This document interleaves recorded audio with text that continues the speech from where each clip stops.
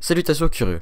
Dans le monde, parmi les pays considérés comme non contestés, on retrouve les pays membres de l'ONU et reconnus par tous ses membres. Cependant, de nombreuses entités géopolitiques sont contestées. Parmi elles, on retrouve des États n'étant pas membres de l'ONU, mais reconnus par au moins un de ses membres. On en compte 7 dans le monde, dont le Kosovo par exemple. Mais aujourd'hui, nous étudierons un de ces États, la République d'Abkhazie. Nous sommes en Europe, en 1992, quand un petit territoire de 8600 km² situé au bord de la mer Noire proclame son indépendance de la Géorgie. Mais revenons un peu en arrière.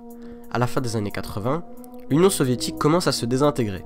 Face aux nombreux mouvements proclamant l'union nationaliste comme en Géorgie ou en Azerbaïdjan, l'URSS décide de soutenir les minorités locales, comme les Arméniens par exemple, mais aussi les Ossètes et les Abkhazes en Géorgie. Ce soutien entraînera de nombreuses tensions ethniques dans ces régions, jusqu'à aboutir à 2 guerres en Géorgie, une de 1992 à 1993 et une en 1998. S'ajoute à cela une manifestation en 1989, voyant les étudiants géorgiens se confronter aux Abkhazes. Les étudiants souhaitaient une indépendance de la Géorgie, incluant l'Abkhazie, tandis que les Abkhazes souhaitaient une séparation entre leur région et la Géorgie. Cette violence se solvera par 18 morts et 357 blessés.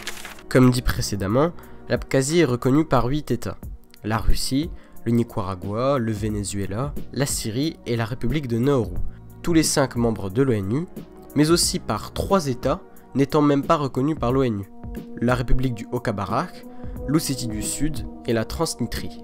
Il faut également savoir que 4 pays statuent sur son indépendance, c'est-à-dire qu'ils comptent reconnaître l'Abkhazie comme un État à part entière, mais ne l'ont pas encore fait. Il s'agit de la Serbie, de l'Équateur, du Tadjikistan et de la Biélorussie. Mais au niveau politique, comment s'organise l'Abkhazie?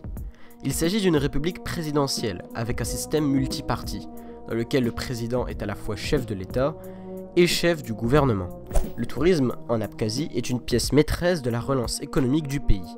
Parmi les 300 000 touristes annuels, 97% d'entre eux sont russes, malgré les risques encourus par la situation géopolitique de l'Abkhazie.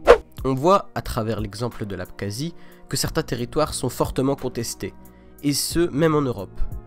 À l'intérieur même de notre continent, 17 territoires sont contestés, allant de simples îlots aux rivières, voire à de régions entières comme la Crimée. Vous vous en doutez, ces territoires étant source de conflits. Merci d'avoir regardé. Comme d'habitude, le lien de toutes mes sources sont dans la description. Je vous souhaite une bonne année 2019, en retard certes, mais en tout cas je vous dis au revoir curieux.